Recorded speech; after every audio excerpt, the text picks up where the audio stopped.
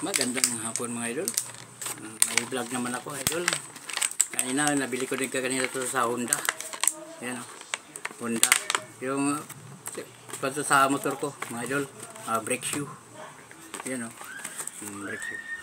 Sa Honda talaga to nabili ko. Original talaga to sa Honda.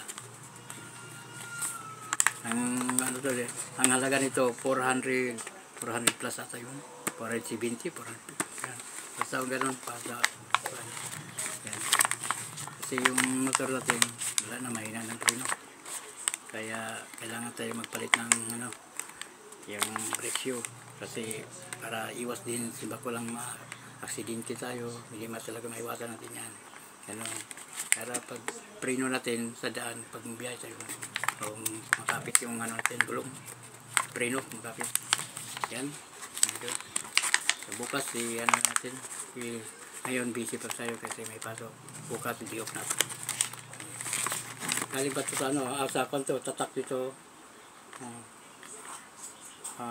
sa Indonesia, Jakarta, Indonesia, made in Indonesia. Ito naman gear oil, engine oil. Yung engine oil natin 1 liter sa Honda pa rin ito nabili ko, sa Honda. Yan, tatak Honda Pro Honda Empower Your Passion.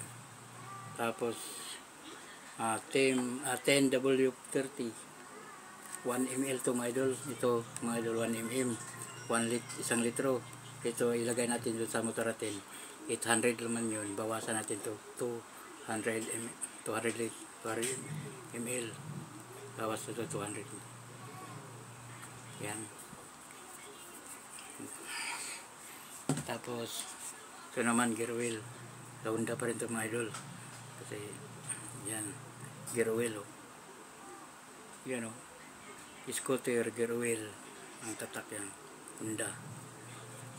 Honda ito itong pamili ko mga idol, kasi sulit yung Honda, yung ganda yung kanila mga engine at saka gear oil.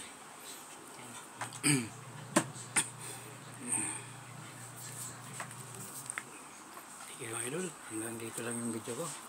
Bukas update ko yung update ko yung pagkabit ko lahat ng ko. Yan, nagawaan ko ito ng vlog, yung pagkabit ito, paano ikabit, paano mag-change oil, lahat yan, paano magtanggal, paano pagpalit ng brake shoe sa Honda Click nyo. Okay, mabuhay mga idol. Hanggang dito lang ang video ko. Maraming salamat.